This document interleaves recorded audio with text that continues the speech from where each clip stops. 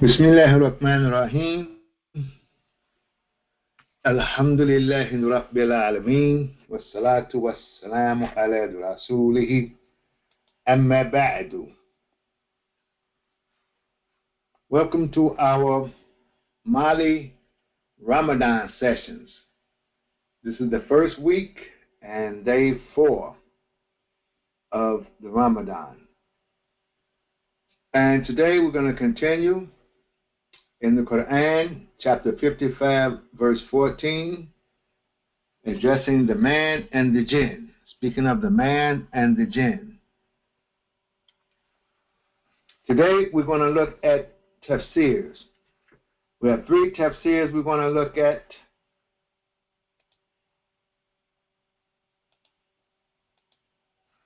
One is King Fahd. King Fahd is the easy tafsir. It's called the easy tafsir. It's easy reading. This is the first tafsir the Mali students will be introduced to. We've had already the grammar. When you come into Mali, you start with the sheets. The first sheet we have is the conjugation sheet, and then there's a 10-form sheet, there's a mood sheet, and there's a noun, the grammar sheet. The first 2 sheets deal with how words are formed, the conjugation and the 10 forms, how words are formed. The moods and the grammar sheet, the last 2 deal with grammar proper, and that's the endings of words, how words end. Dhamma, Fata, Kesra, how they end, which would indicate the grammatical place of the words. From that sheet, we go to Abu Faris. There you will learn grammar with Arabic nomenclature that will help you, that you would need when reading tafsirs and other books that's speaking about the language, to learn grammar, the grammar nomenclature. And then you are introduced to the dictionary, the Arabic dictionary.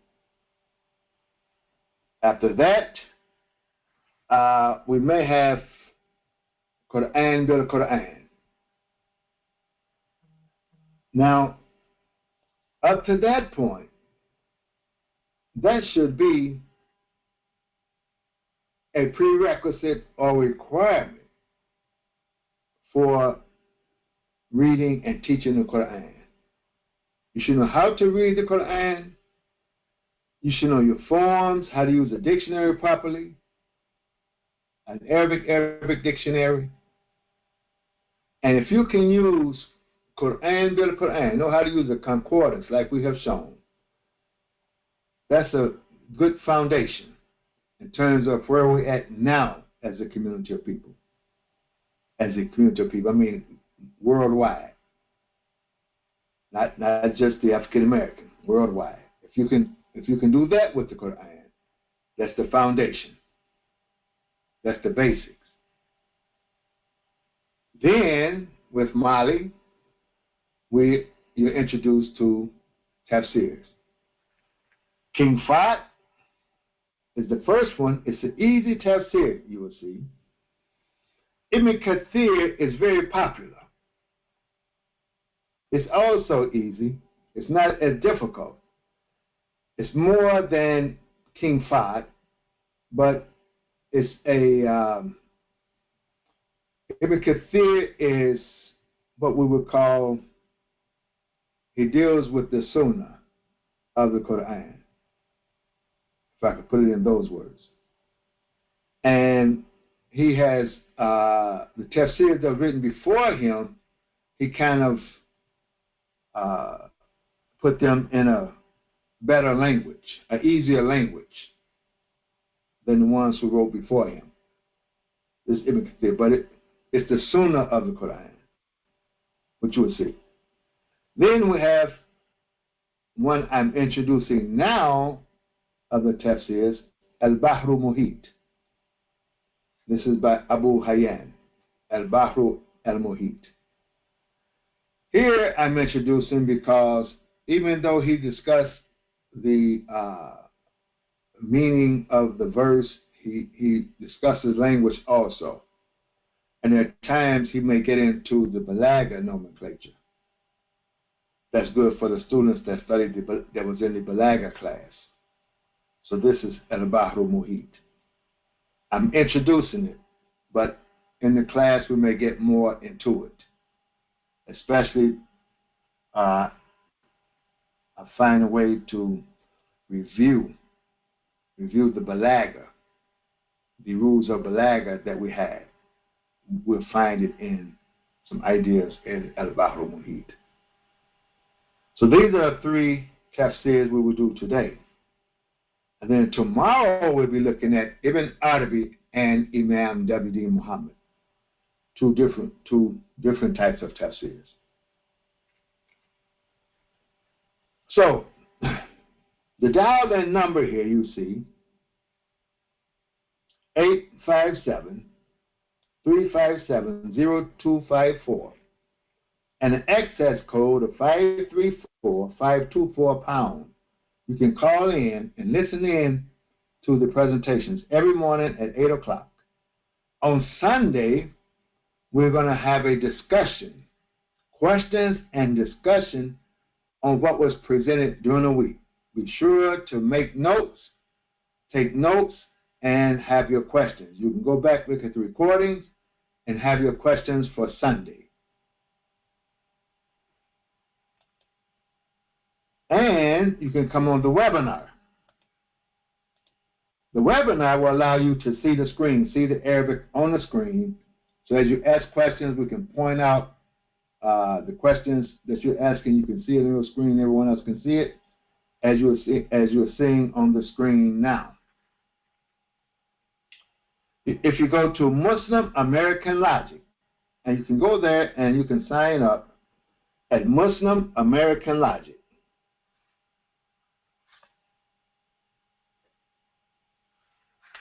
.ning.com. Right there on the main page, scroll down to class information. And then click on the highlight, because Facebook doesn't always will get you to the place by clicking on the highlight through Facebook. So go to muslimamericalogic.ning.com, scroll down to class information. You will see my name. You'll see my name, and then click on the highlight under my name, Salim Movement. Yes.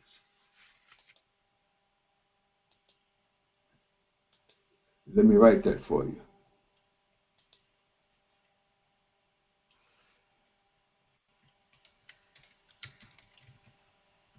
There are other teachers there.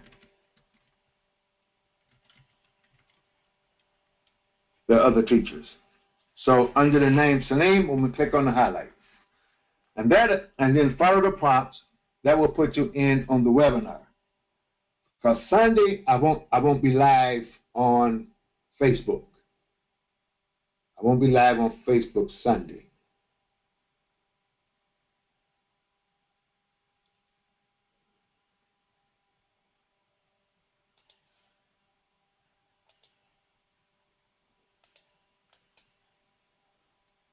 Okay. Let's jump right in. Bismillah ar-Rahman ar-Rahim. Khalaqa al-insana min salsalin kal-fakhari. For the students, I don't need to translate for you. We're looking at chapter 55, verse 14. وَخَلَقَ الْجَنَّةَ مِنْ مَارِجٍ مِنْ نَارٍ فَبِأَيِّ آلَاءِ رَبِّكُمَا تُكَذِّبَانِ. Now, let's take a look first at King Fahd. This is the easy tafsir where the students will start. So he's saying, khalaqa, he created. Now, I've underlined, the words underlined are the same words you're going to find in the verse. So he's saying, khalaqa khalaqa Abba al-insani. He's saying he's created, now he's adding the father of man, of humanity, al-insani. So this is the word tafsir. You know, we throw this word around a lot. Tafsir is an explanation, to make it simple. It's an explanation. A comment giving an explanation to help make clear the reading. Because when you're reading the Quran in pure Arabic, the way it's written, commentary may be needed to make clear what's being said. That's what we call tafsir.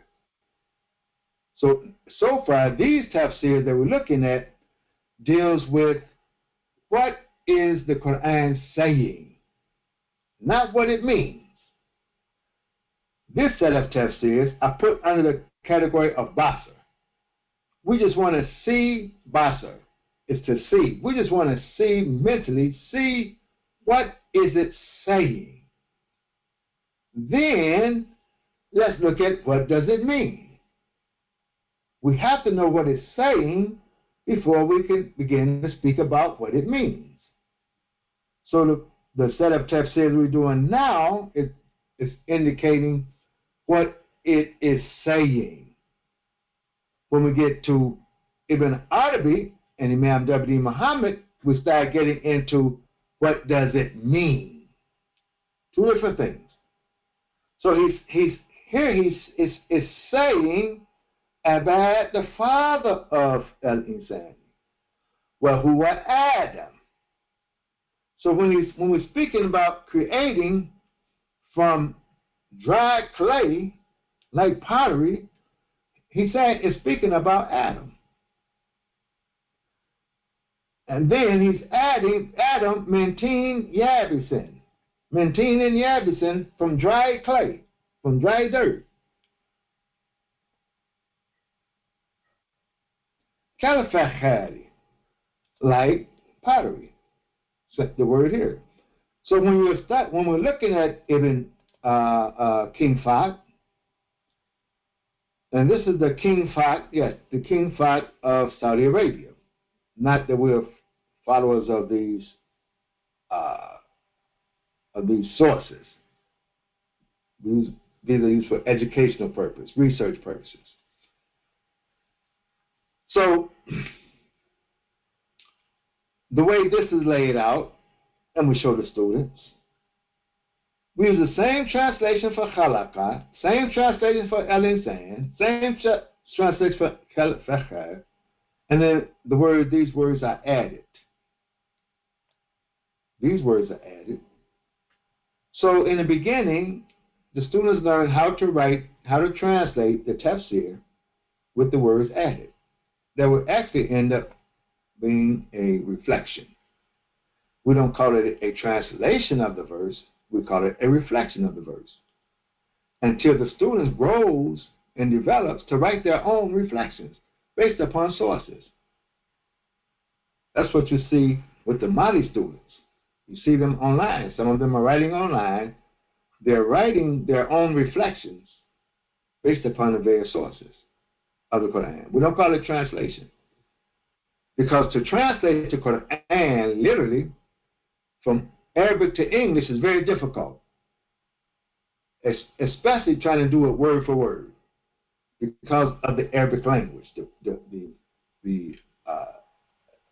dynamics, the broadness of Arabic words, very difficult. It's very difficult to translate all that you see in that word. It takes reflection, then it may take more English words to really express the meaning. Yes. You're looking at the forms, how words are formed, the conceptual idea of the word that's given. Like we went over yesterday, and the Quran, having the conceptual and contextual idea of words. It's difficult to do it word for word. And many times we don't have English equivalents. that will give you the same picture in mind that you will get when you read the Arabic. If I just take the word salat, for example, everybody knows this word salat now. It's an Arabic word. Salat is an Arabic word. But we don't have the English equivalent for salat, that if I was to say it, you would get the same picture that you would get if I say salat. We don't have one word English equivalent to give you the picture of standing, bowing, prostrating, and sitting. If I say salat, that picture will flash in your mind. If I say prayer, it necessarily won't flash in your mind. So that's an example of when we talk about translating. Yes. So in this, he's adding, this is the tafsir. The tafsir is Abad. This would be the tafsir when he says the Father. It is Adam from dry clay. This is the tafsir of Ibn Katheer. It's easy. It's called an easy tafsir. Continuing, وَخَلَقَ إِبْلِيسَ, and he created Iblis. So we go, we find created. Here is وَخَلَقَ. This is وَخَلَقَ. This is وَخَلَقَ. So he says وَخَلَقَ al-Jannah. But he doesn't say Jannah. He's saying Iblis. So Iblis, he's given the tafsir of Jannah being Iblis. He created Iblis. Now you're going to find all of the commentaries may not agree. I want you all to notice that too as we're going through the tafsirs. They may not all agree. And that's okay. Then he says, وَهُوَ مِنْ الْجِنِّ. So we could associate jinni with jinn, but he's saying, and he is from the jinn. This is Iblis, and he is from the jinn, min lahab an-nar, from the flame of the fire, from the flame of the fire. And we have here the fire. So it's from the flame, so he's saying the flame, we could say, is the tafsir of marriaging. From the flame of the fire. Min nar. It's lahab. Al-mukhtaliti ba'dihi bi ba'din. Meaning that different, mixed. Some of it is mixed. We talked about the fire being mixed. There may be black in the fire. But this is basic right now. The others we will see, they may elaborate a little more than King Fahd.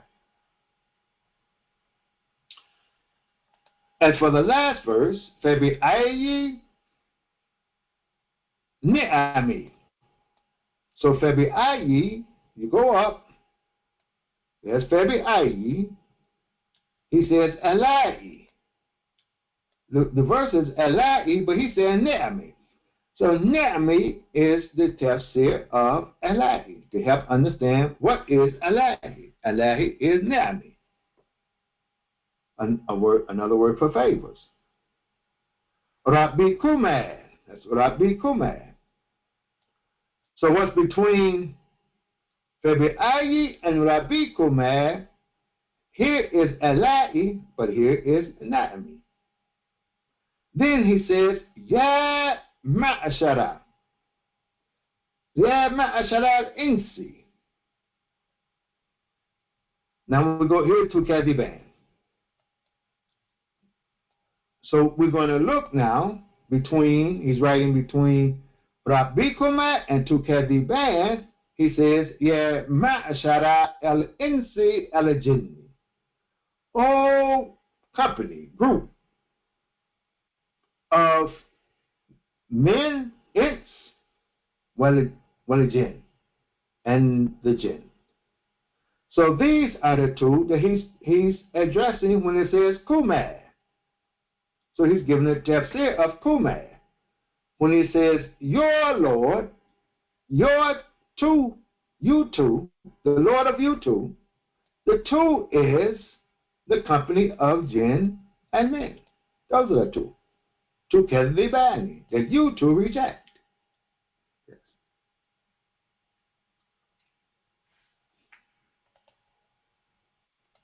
Easy tafsir. This is for the students once you go through the 5 sheets and the grammar. Then we introduce you to King Fahd. Easy reading. And the thing about King Fahd, as you can see, the words, there are no ellipses, meaning there are no words that are omitted. And he doesn't write in a way that he takes for granted you understand. Straight reading. Straight Arabic reading.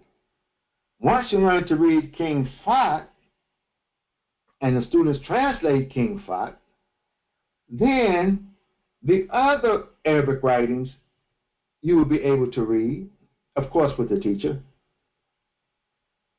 All you have to do is know what they're talking about. If you know what they're talking about, then you can begin to understand what is being said. So the science student may pick up a newspaper and can't read it. Because yes, Arabic is not our language. We have to be familiar with what's going on and what it's talking about in order to understand what it's saying. And we're not in an environment that we're hearing Arabic every day. We're not hearing speech every day.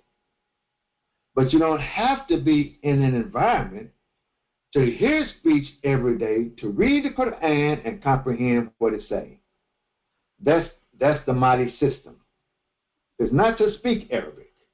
We take that out. We don't teach speaking Arabic. So our method is not based upon speaking and how to use the language. If you want to speak the language, you have to know how to use the language in whatever context or situation that you're going to speak or you're going to write. See, many of the methods that we use are methods based upon the student already knowing how to speak. Now we're going to show you what you have been saying grammatically correct based upon how you have been speaking. So most people feel before you can learn to read and understand, you have to learn to speak. And that's what makes it so difficult, and that's the failure of having the common Muslim throughout the world to read and comprehend the Quran.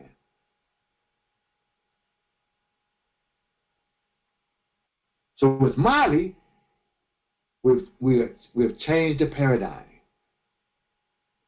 You don't have to know how to speak fluently and carry on a conversation in Arabic in order to read and comprehend the Quran.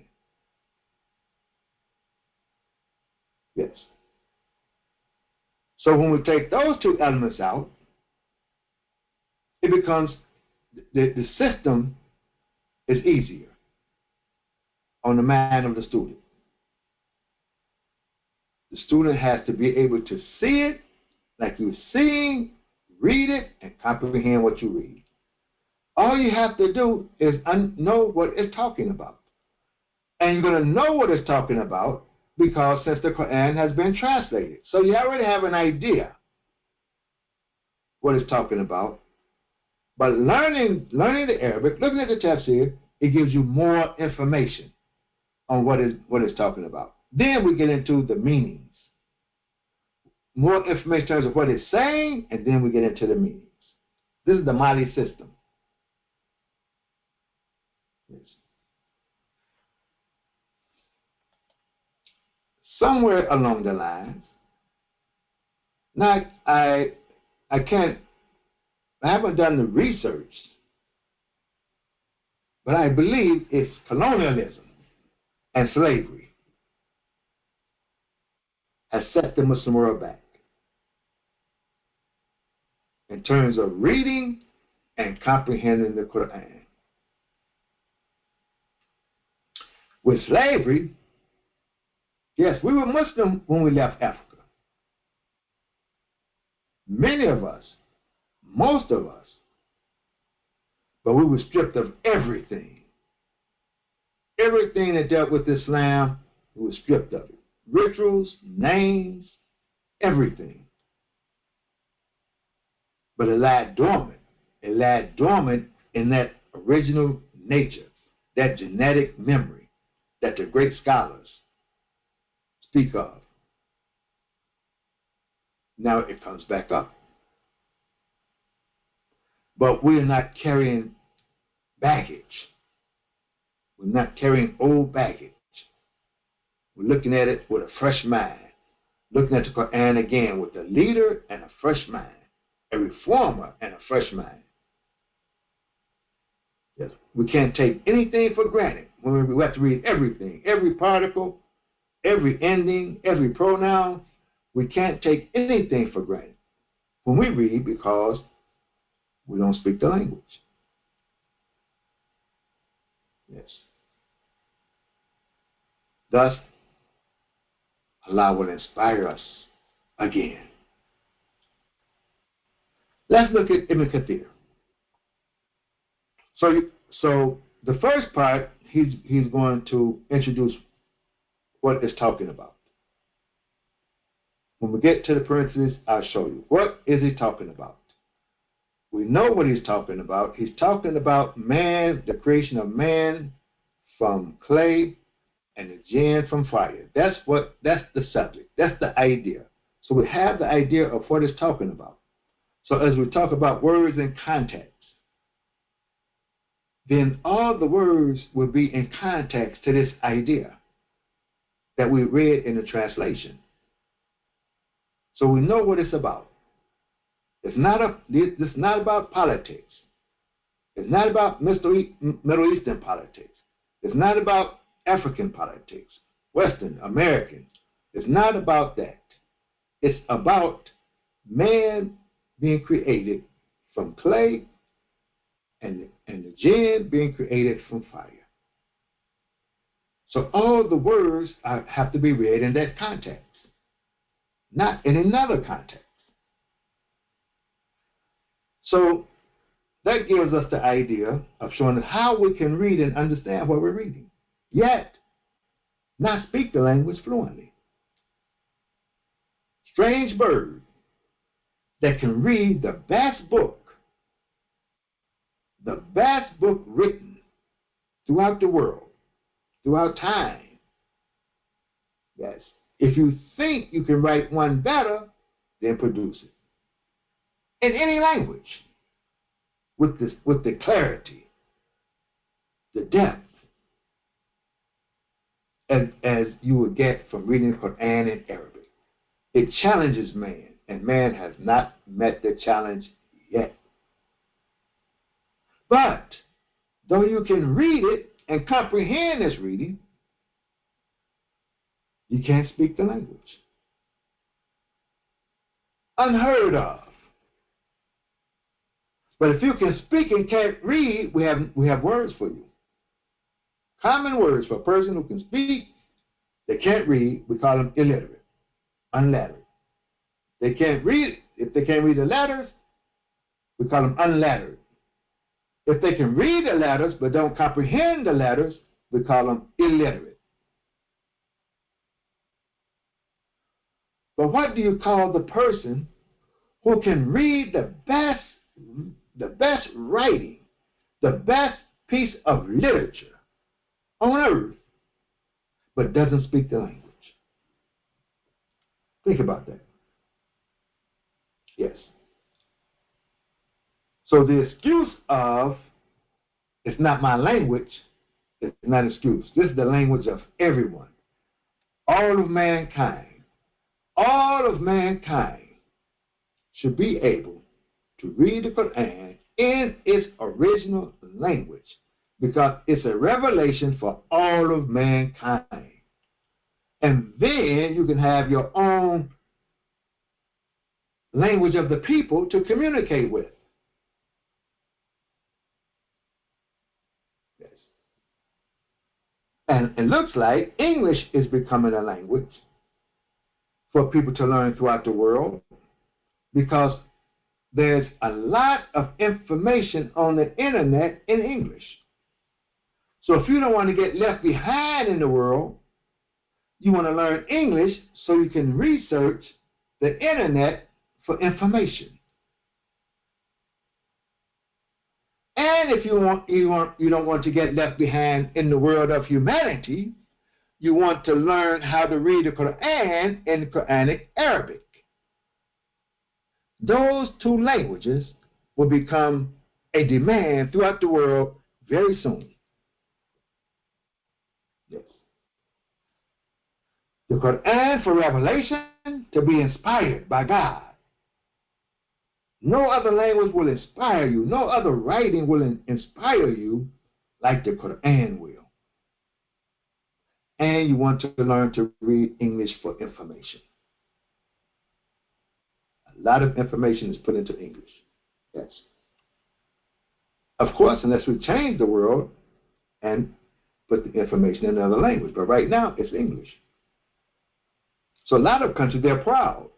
They're proud of their language. There are a lot of people, they're proud of their language.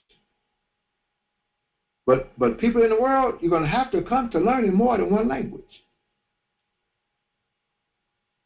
Places like Africa, you can have your tribal language, your own tribal language of the people. You have to learn the language that's popular throughout the land. Then you have to learn English. Then you have to learn Arabic. 4 languages. Yes. Okay, let's continue. So this is the Mahdi system. How to read the Quran and comprehend what you're reading. So Ibn Katheer, he's saying, Yadhkuru ta'ala khalaqahu, that he mentions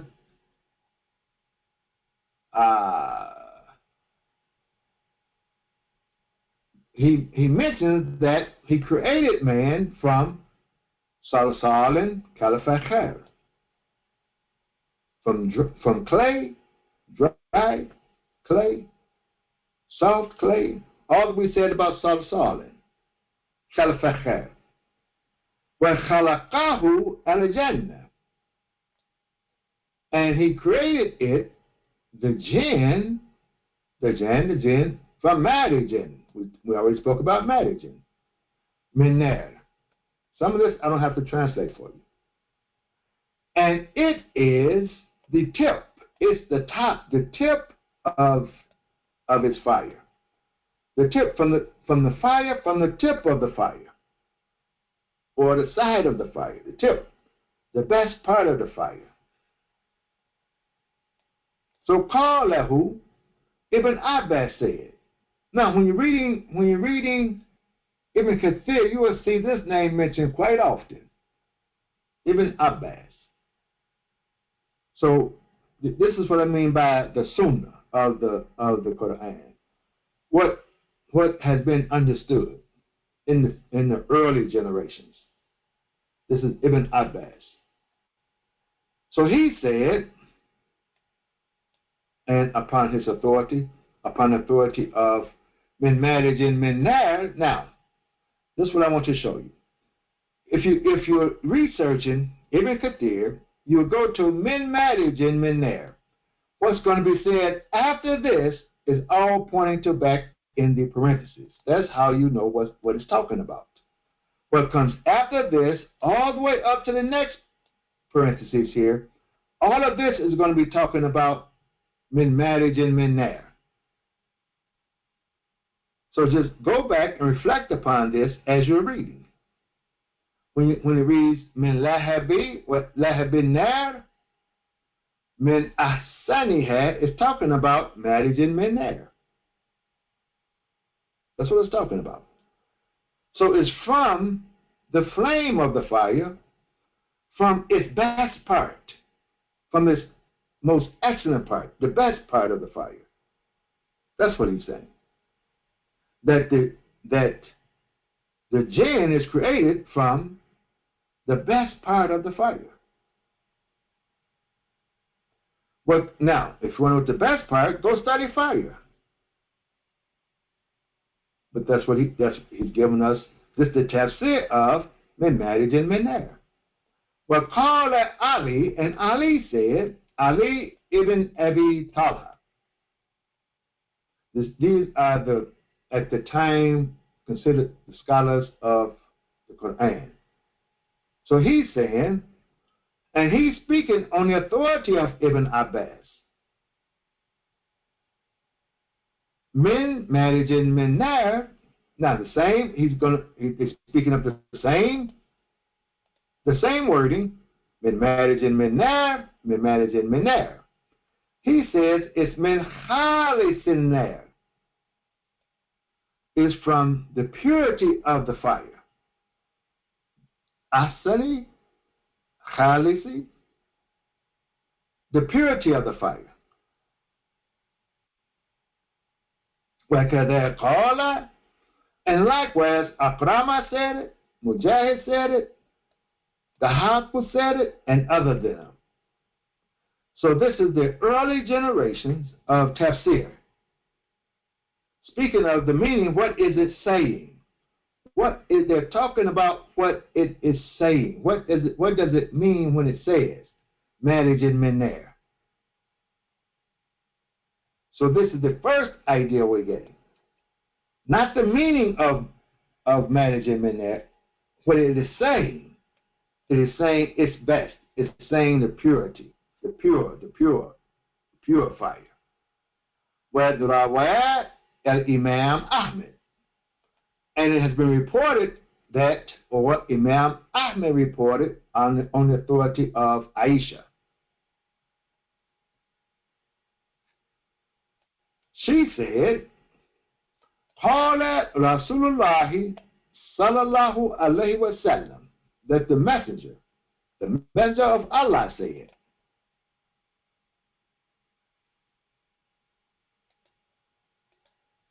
and this is the hadith, we call the hadith. Khuliqat al-malaikatu. Now this is where in Ibn Katheer you will find a lot of hadith that goes with the verse, that's related with the verse. You'll find those in Ibn Katheer. And that's another good feature of Ibn Katheer.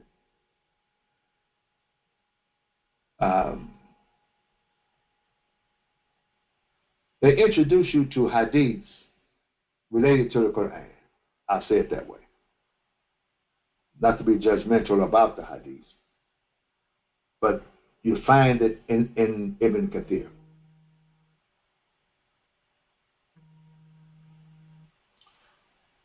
So he's saying, Khuliqat al-malaikatu min nar, that the angels were created from light, nur. I said nar is min nur, not nar. From light. Wa khuliqa al-jannu min marriage and min nar. And the jinn was created from marriage and min nar. Wa khuliqa Adam mimma wusifa lakum, and Adam was created from what has been prescribed for you, or described for you, what have you. Then he says, قوله تعالى, the Most High, فَبِأَيِّ آلَاءِ رَبِّكُمَا تُكَذِّبَانِ. Now, I stop there. That's Ibn Kathir. It's easier. He gives a little more information than King Fahd. And you find little differences with the scholars and what they may say. This is Ibn Kathir. Now, the third one let's look at, Al-Bahr Muhit.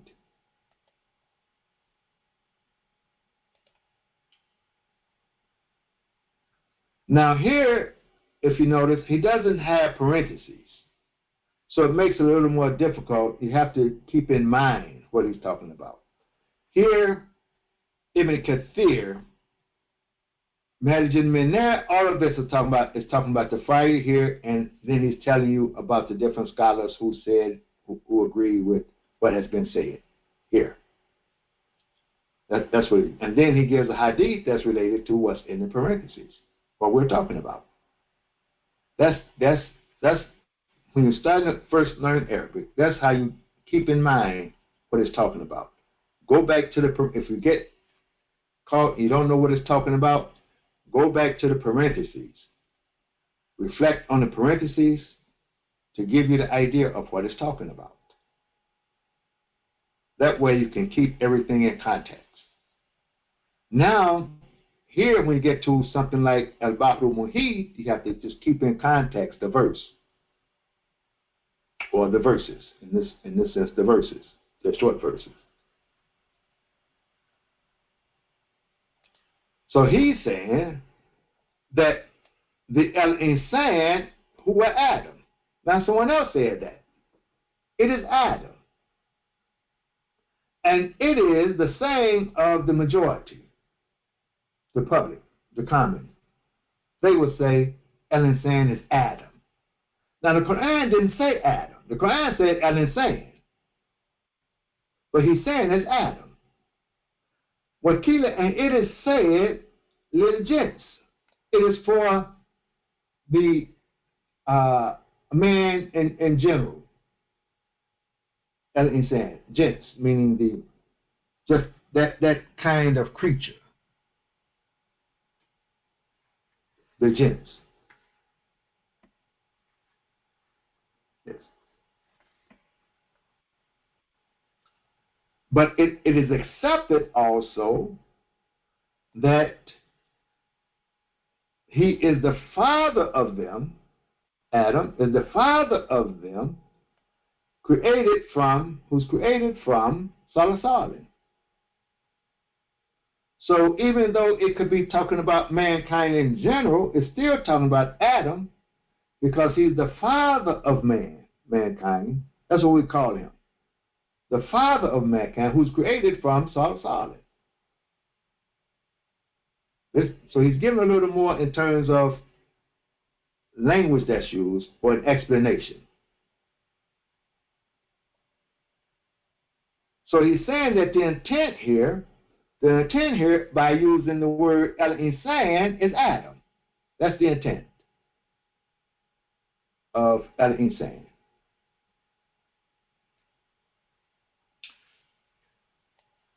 Then we could say there are various objectives. There are various objectives to this idea in terms of it being Adam.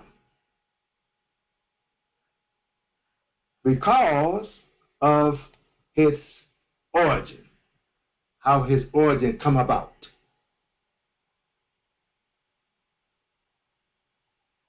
First, he was Turab. Turab is like dust. It speaks about Adam being created from dust, Turab. See, now, English, we may not have words that distinguish so much as the Arabic, Turab. If you want to look more into this word, you look it up and do research on Turab. Even go to the Quran now, because now you should know how to use Quran, the Quran, and look at where Turab is mentioned in the Quran and the words mentioned around Turab. Give us a conceptual idea of Turab. And these may be words that are similar. They may be even synonyms. Turab, you have teen, then from teen. Then we have Hama'in Masnoon, mud that's shaped and formed. Remember we talked, what does it say? Thumma, then Salasalan.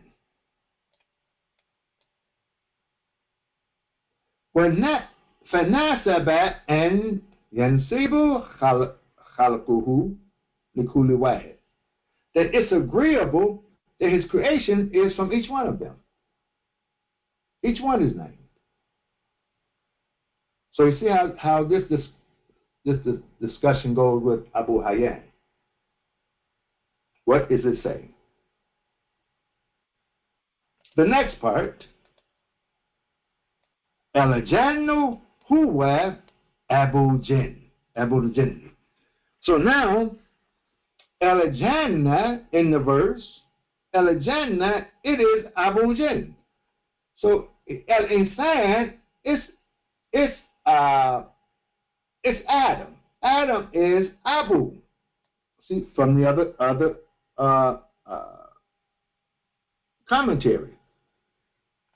Let's go back and take a look.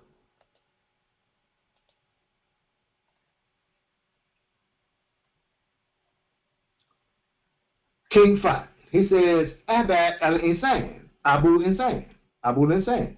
So this is, and he says it's Adam. See, they're similar. Of course, they've read each other. So he's going with the idea that al-Insan, Abu al-Insan is Adam, and Abu Jan, the father of the Jan, it is now. He's going to say the father of the Jinn, Jan is the father of the Jinn, and it is Iblis.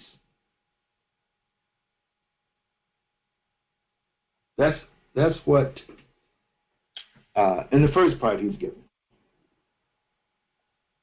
And Hassan said it. Al-Hassan is one of the noted scholars of the commentary of the Quran. Well, Qala Mujahid said, Huwa Abu Jinn, is the father of the Jinn. But Walay said, the Iblis. But it's not Iblis. It's the father of the Jinn, but it's not Iblis. And it is said that Al-Jan is a generic noun, a generic name. It's a generic name. We may say a common name. It's common for the whole group. This idea. Introducing it is, these are short, not difficult. Just follow the reading, follow it to get the idea. You see how our mind is going to jump tomorrow. Okay. But this is the foundation, a prerequisite for reading the other type of tafsir we're going to come to when we talk about what it means.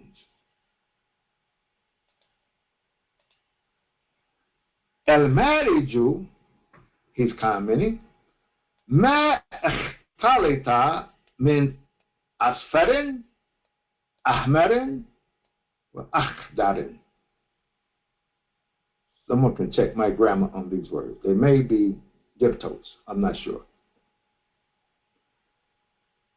Marriage is it's a mixture of yellow, red, and green. Or marriage is the flame. Or we could say the flame. Or it's the khalis, the clean, pure part, the clean part, or the part that's not, is clear, but you know how fire, you have the colors, then there's a part of the fire that's not colored. It's fire, but it's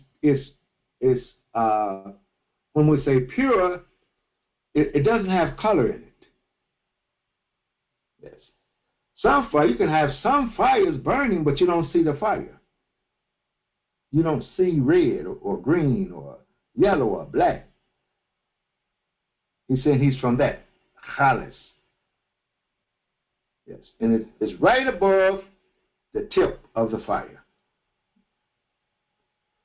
I would suggest you put your hand and you will feel it, but some of you may just go and do that and then sue me for these teachings. But that's what they're talking about when they talk about the khalis. أو الحمرة في طرف النار. The redness from the tip of the fire. The purity or the redness. Or the mixture of the fire with the blackness. Or it's from the agitated fire without smoke. There's a fire without smoke. So Madigan, he's given these different various ideas on what Madigan could be that he's given here. This is Al-Bahru Muhit. So that will conclude our presentation for today on the Quran, on these tafsirs of the Quran. Before we go, I just want to make you all aware of the conference. The Mali conference will be coming up in June. In the last week of June, we'll have an ad out now. We'll have more ads out.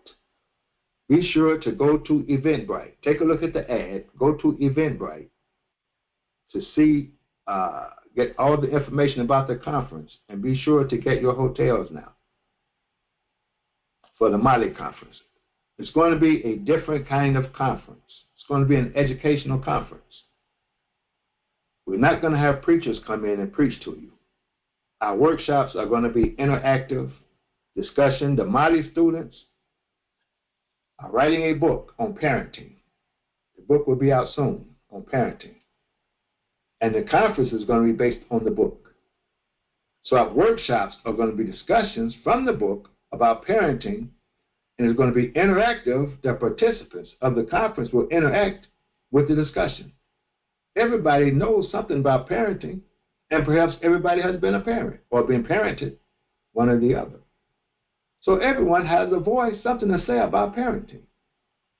And we want to create a safe place for you to discuss parenting of the different chapters that we're speaking of from the book. I'll give more information of it as we go, as we make these presentations. On Friday, you will meet the authors, the Mali students, the authors, the writers of the chapters, various chapters. And we will have a discussion on Friday. It's a meet and greet. Saturday, we'll have workshops. And we're going to have an interactive dinner. Yes. Meaning that at some of the tables, we will discuss parenting and come to a conclusion or ideas about parenting. A little table talk while we're eating dinner. Also, students will be given certificates for those who have accomplished Arabic 1. Those students have accomplished up to Abu Faris.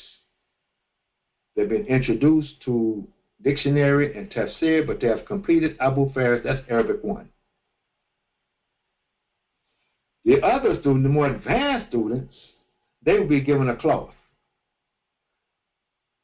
Because of our relationship with Ghana, we have the kente cloth of northern Ghana that you may find that the Bisas may wear. It's a kente cloth of northern Ghana. The kente cloth that we're used to seeing is of the Ashantis. But we're looking north, the kente of northern Ghana. Will be given the scarf, the cloth, after they have published. Those who have published will receive cloth. So once you get to a certain development in Mali, then you have to begin to publish. And it's the beginning. We're not where we want to be. It's the beginning of publishing. And Mali will publish 1 to 2 books a year. That's our goal.